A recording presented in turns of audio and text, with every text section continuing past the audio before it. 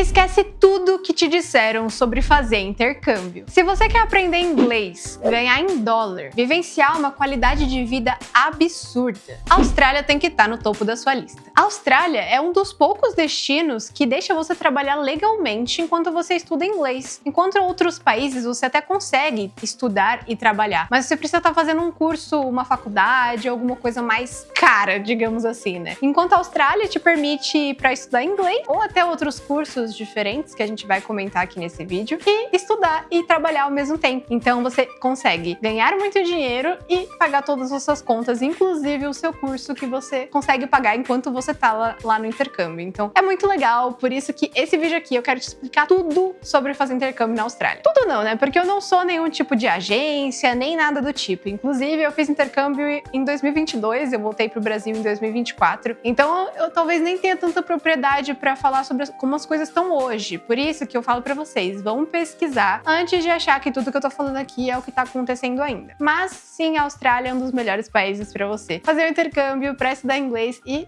ganhar dinheiro e também guardar dinheiro se você quiser. E assim, esse vídeo realmente não é nenhuma publi, eu não quero te vender nada, é porque realmente eu quero te passar a minha experiência, que eu morei 2 anos e meio lá na Austrália, então eu vivenciei tantas coisas boas quanto as coisas ruins, e é isso que eu quero trazer aqui pra vocês nesse vídeo hoje. E assim, muitas pessoas têm o pensamento que fazer o intercâmbio é só gasto. E realmente, dependendo do país que você vai, você acaba mais gastando do que juntando dinheiro. Mas na Austrália é diferente, eu conheço muitas pessoas que foram pra lá, que realmente se esforçaram muito, trabalharam muito, até não aproveitaram tanto o que o país tinha para oferecer para guardar dinheiro. Conseguiram, sei lá, comprar um apartamento aqui no Brasil. É claro que são histórias muito pontuais, porque eu também vou explicar para vocês como é que funciona, porque estudante não pode trabalhar full time, né? Então, período completo, tem que trabalhar meio período. Então, isso acaba dificultando um pouco, né, para você conseguir guardar dinheiro. E também depende muito da cidade que você tá morando. Se você vai morar numa cidade mais cara, que nem Sydney, você vai gastar muito mais dinheiro, seu custo de vida vai ser muito mais alto, tanto essa escola quanto o aluguel vai ser muito mais caro. Se você quiser morar perto da praia, em Sydney, ou mais afastado, sei lá, 20, 40 minutos da praia, já vai ser muito mais barato. Então, realmente tudo depende. Eu, por exemplo, morei primeiro em Brisbane. Eu até me arrependo um pouco de ter ido pra lá primeiro, porque não é uma cidade praiana. Então, cara, eu amo praia. Pra mim, a Austrália é literalmente praia. Apesar que tem neve também. Vocês sabiam que tem neve na Austrália? Bem perto de Sydney, inclusive. Então, eu me arrependi de ir pra Brisbane primeiro, mas era uma cidade mais barata, então eu acabei conseguindo não gastar tanto, né? Mas quando eu me mudei pra Sydney, que era uma cidade bem mais cara, eu gastei muito mais, mas eu sinto que eu aproveitei mais também. Então essa é um pouco da discussão que eu até quero trazer nesse vídeo. O quanto será que vale a pena você ir pra lá pra, sabe, se ferrar de trabalhar demais, trabalhar ilegalmente, né? Porque quando você passa do meio período, na verdade você pode trabalhar, se não me engano, 48 horas nas quinzenas. Então assim, é meio difícil até você se sustentar 100% só trabalhando legalmente. E é complicado, por exemplo, eu não só trabalhava lá na Austrália, como eu trabalhava também freelancer de edição, então eu consegui sim juntar um pouco mais de dinheiro. Mas se você quer comer nos melhores lugares, morar perto da praia, ter um carro, todas essas coisas acabam gastando mais, então você tem que sempre colocar na balança o que você quer. Tem gente que vai pra lá, eu conheci uma mulher que ela foi com a família, que ela foi pra lá porque ou ela queria pegar o visto de residente permanente pra depois pegar a cidadania e morar lá pra sempre, ou ela queria fazer muito dinheiro porque ela ajuda a mãe dela no Brasil. Então ela precisa ter uma renda ali legal pra mandar pro Brasil. Então nesse caso eu acho que faz sentido você abrir mão das coisas legais, das vivências, porque eu conheci tantas pessoas que estavam lá, sabe, trabalhando absurdamente. Eu tinha um amigo nepalês que trabalhava no mesmo restaurante que eu, que ele trabalhou já 70 horas em uma semana. Tipo assim, é ridículo. Nenhuma pessoa que pode trabalhar full time trabalha o tanto de tempo que ele trabalhou. Ele tinha esse pensamento de, não, eu quero trabalhar o máximo possível porque eu quero me aposentar o mais cedo possível. Ele era novo ainda, acho que ele tinha uns 19 anos. Então assim, depende do que você quer, né, das suas intenções. Eu não fui pra Austrália pra guardar dinheiro, eu fui pra Austrália pra aprender inglês e pra vivenciar uma cultura diferente, então eu consegui concluir com sucesso. Eu não me considero 100% fluente porque eu ainda peco muito como é que fala? Eu não não sei tantas palavras assim, mas eu consigo entender e me comunicar 100%. Eu não tenho medo de me comunicar. Então, meu objetivo foi concluído com sucesso. Caraca, falei muito. Eu falei até coisas que era mais do roteiro lá pra frente. Eu acabo me ferrando por conta disso também. Mas deixa eu te explicar a parte mais básica, que é como você vai pra lá, né? O que acontece? Você primeiro precisa entrar em contato com uma agência. Essa agência vai te oferecer alguns tipos de curso. Então, você pode escolher um curso de inglês, e aí também vai variar de 3 a 1 ano de curso. Ou você também pode escolher um curso VET. O curso VET, ele é como se fosse um técnico aqui do Brasil. Então, você pode estudar marketing, você pode estudar comunicação, você pode estudar até culinária.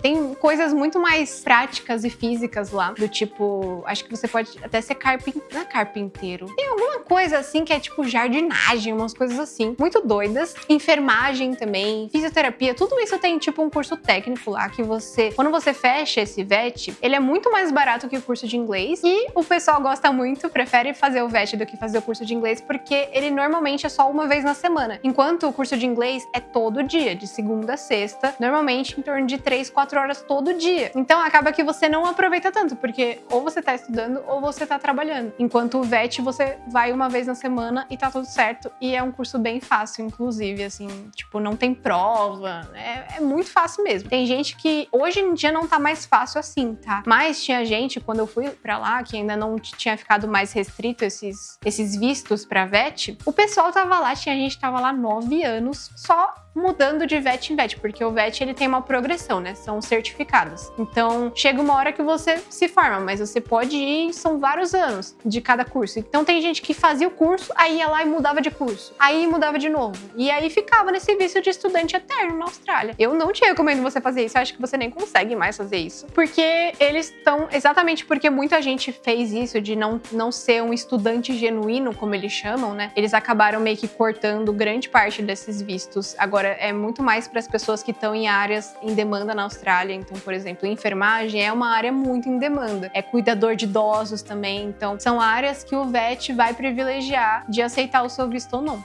né? O caso é a imigração, não o VET. E aí, depois que você escolher o curso que você quer, você vai enviar um monte de documento, vai enviar uma carta de intenção, que é para você explicar o porquê que você quer ir para lá. E é nesse momento que você vai demonstrar para eles que você não quer ir para lá para morar para sempre, porque um dos pontos que muitas pessoas são rejeitadas é porque elas não conseguem explicar o porquê que elas querem ir pra lá. Vocês têm que demonstrar um vínculo com o Brasil. Então, por exemplo, se você tem uma casa, se você tem família aqui, se você tem um trabalho ou uma oferta de trabalho no retorno, então tem muitas pessoas que estão trabalhando, aí pedem demissão e depois quando voltam elas vão pra trabalhar no mesmo lugar de novo, então elas pegam uma carta de oferta de trabalho. E isso é, tipo assim, essencial, porque demonstra pra eles que você não quer ficar no país. Porque apesar deles terem vários caminhos pra você pegar o PR, né, como a gente chama, que é a residência permanente, ou até a cidadania, mesmo tendo caminhos para você fazer isso, no fundo, eles não querem, né? Porque são mais pessoas. Mesmo que, cara, todo mundo sabe que são os imigrantes que, sabe, fazem o trabalho braçal na Austrália, são as pessoas que sustentam, tanto que na pandemia, ridículo, né? Eles, tipo, falaram para as pessoas, não vão embora, a gente não quer vocês aqui, sabe? Realmente começou a mandar o pessoal embora, porque tava naquela confusão. Só que eles não tiveram nenhum tipo de cuidado, realmente foi cancelando visto, não deixando mais ninguém vir. E então diminuiu muito a quantidade de imigrantes, ou seja, diminuiu muito a quantidade de trabalhadores, e eles começaram a sofrer com isso. Tanto que quando abriram as fronteiras, que foi quando eu fui pra lá, eles começaram a gerar um monte de facilidades. Então tinha o visto Covid. O visto Covid, olha isso, você pagava, sei lá, acho que era $500. Se você tava lá na Austrália e você tivesse pego o Covid, você tivesse algum documento que você pegou o Covid, você podia usar esse visto Covid, que era um visto que você pagava um valor, acho que era $500, você não tinha que cursar nenhum curso e você podia trabalhar a mesma quantidade que uma pessoa que mora lá, um full time. Você podia trabalhar, tipo assim, você pagava $500, renovava seu visto por 1 ano. Umas coisas doidas assim, gente. Realmente, eu tive amigas que não ficaram 2 anos lá sem pagar curso, enquanto eu tava lá me ferrando, trabalhando que nem uma condenada pra conseguir pagar meu curso, porque além do curso, você também tem que pagar um seguro. Então, não é barato, mas se você tiver o dinheiro pra investir de primeira, você consegue recuperar esse dinheiro lá sim. E tipo assim, só pra vocês terem noção, o salário mínimo na Austrália é 24 dólares a hora. Só que isso é tipo o mínimo. Eu nunca vi ninguém, na minha época, hoje até deve ser maior o salário, ganhar menos que 26 dólares a hora. E 24 dólares a hora é 90 reais por hora. Isso é, tipo, muito dinheiro, sabe? Então, mesmo você trabalhando 20 horas na semana, que é o part-time, né? Que é o que o estudante pode trabalhar, você ainda ganha um dinheiro legal. Então, você ganha 1.850 dólares por mês. Isso se você estiver ganhando salário mínimo. É o que eu falei. É muito difícil você ganhar 24 dólares. Tipo assim, você vai pra lá, você vai trabalhar lavando louça, você vai trabalhar de cleaning, você vai trabalhar de garçom, você vai ganhar um salário bom. Inclusive, esses trabalhos pagam muito bem. A Austrália valoriza, né,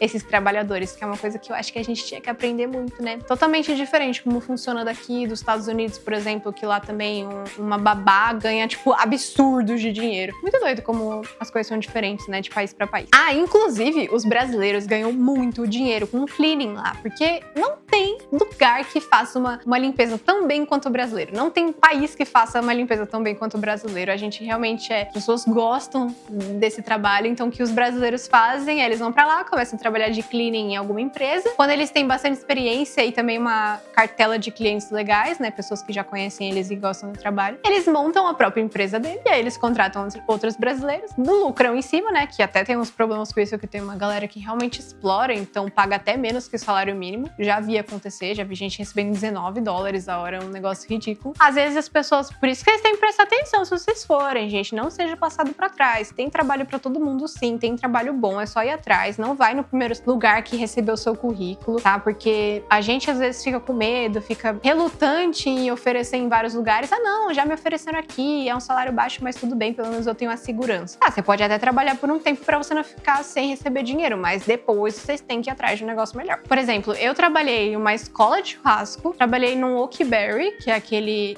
negócio de açaí, que eu acho que inclusive é do Brasil, né? E eu trabalhei no Fishbowl. Sim, gente, Fishbowl Cat. A primeira vez que eu vi esse nome, eu nem sabia que eu ia trabalhar lá. Gente, Fishbowl Cat. Se você não pegou a referência, pesquisa no Google, pelo amor de Deus. Mas enfim, o Fishbowl foi o lugar que eu mais gostei. Era um restaurante tipo fast food, só que de salada. E era muito bom, tenho muita saudade, muita vontade de comprar uma passagem só pra ir comer um bowl lá. E eu gostava muito de trabalhar no Fishbowl porque tinham várias pessoas de vários lugares do mundo. A Austrália em si, né, o geral, assim, uma das coisas muito boas também de lá é que é muito multicultural, porque é muito perto da Ásia, então vai muitas pessoas de vários lugares da Ásia, vários lugares da Europa também. Então eu tinha muitos amigos nepaleses no Fishbowl. Acho que o Fishbowl, 70% das pessoas que trabalhavam lá eram nepaleses e eles são muito legais. Tive amigas alemãs também, que elas eram muito fofas também no Fishbowl. Então essa é uma das experiências legais também. Se você tiver, sabe, a cara de pau de fazer amizade mesmo, porque tem muitos brasileiros que vão pra lá que só ficam no círculo de brasileiros, que só trabalham com brasileiros, só estudam com brasileiros, que normalmente os cursos de inglês você acaba... Mano, tem muito brasileiro na Austrália, realmente. Então, todo lugar que tem brasileiro fica fácil de você ficar acomodado. Teve gente que eu conheci que tava lá há 4 anos que não falava de inglês direito, tão bem quanto eu que tava lá, acho que nessa época eu fazia, sei lá, uns 5 meses que eu tava lá. É isso, não importa o lugar que vocês estiverem fazendo intercâmbio, vocês têm que focar em se esforçar pra aprender a língua, porque eu acho que o principal, que a maioria quer, né, é aprender o inglês. E, meu, o que pesa pra mim na Austrália, assim, se for dar um ponto ruim pra vocês, porque eu só tô trazendo coisas boas aqui, é a distância. Não tem jeito, cara. Você pegar um voo entre 24 a 35 horas é muito longe. Se acontece qualquer coisa no Brasil, você não consegue vir pra cá. E além de ser muito longe, muito demorado, é muito caro também a passagem. Então, em 2 anos e meio, eu só vim pro Brasil uma vez. Então, é uma coisa que você acaba colocando na ponta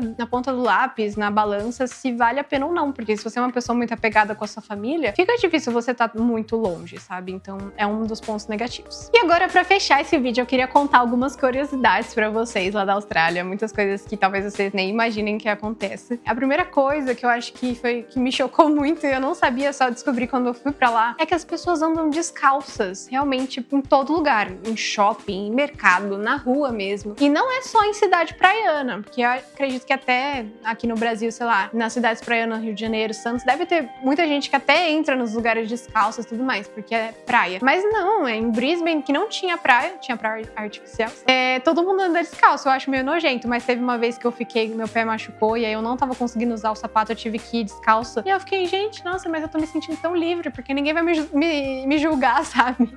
Eu sou só mais uma australiana aqui. Outra coisa que eu fiquei impressionada é que os pais, eles são muito relaxados com as crianças. Eles não é que eles não se importam, mas parece que eles são mais livres, eles deixam as crianças viver. Teve uma história de um dia que eu tava na praia, eu tava numa parte das pedras, que lá tem muita pedra, assim, que é mais alta. E aí eu olhei embaixo e tinha um grupo de crianças, devia ter, sei lá, no máximo uns 12 anos, eles estavam pulando, e era bem longe da faixa de areia, tá? Era bem longe. Eles estavam pulando aonde as ondas estavam batendo na pedra. E aí um dos meninos pulou, vários já tinham pulado, um deles pulou, e eu não vi ele emergir da água, eu não vi a cabeça dele depois. Eu fiquei, meu Deus, gente, que vocês não vão fazer nada? Só que assim, se os amigos deles estavam de boa, eles provavelmente sabiam pra onde esse menino tinha ido, ou eu mesmo não tinha visto ele saindo em algum lugar. Mas isso me assusta bastante, sabe? Eles são bem relaxados. Acho que pelo Brasil ser mais perigoso, assim, em grande parte dos lugares, a gente acaba sendo bem, né, cuidadoso com as crianças.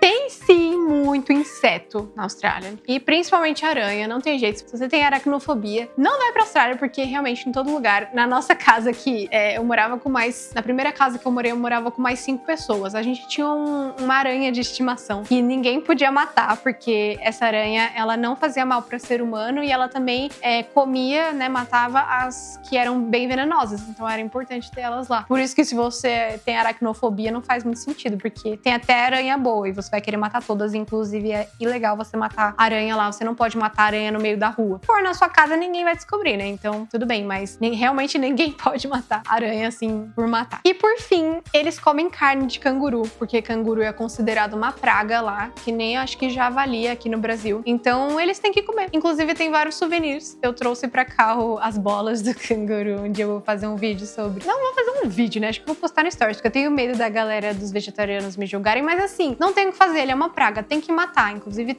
você pode caçar cangurus, e então tem que fazer alguma coisa com a carne e com os restos. Então, eles ganham dinheiro com souvenirs vendendo as coisas. É meio mórbido, mas... E eu comia carne de canguru, o filé mesmo. Eu trouxe pra cá carne seca, tipo aquele beef jerky, pra dar pras pessoas experimentarem, mas eu comi o bife mesmo, e é bem gostoso. Ele é uma carne magra, então não tem tanta gordura, é bem bom. Eu gostei, no final das contas. Mas é isso, gente. Esse foi o vídeo falando da Austrália. Se vocês tiverem alguma dúvida, comenta aqui, eu quero saber, eu posso responder as dúvidas de vocês, mas lembrando que eu não sou nenhum tipo de conhecedora, agência, nem nada. Então procurem as informações nos lugares certos, e se vocês forem pra Austrália, aproveitem muito, porque um dia eu quero voltar pra lá como turista, pra não ter que trabalhar, aproveitar muitas coisas, porque eu não consegui ir na Barreira de Corais, que é uma das 7 maravilhas do mundo. Então eu preciso muito voltar pra lá, e inclusive ir pra Ásia, porque tá ali do lado. Mas é isso. A gente tem vídeo aqui 2 vezes por semana, então te vejo na próxima.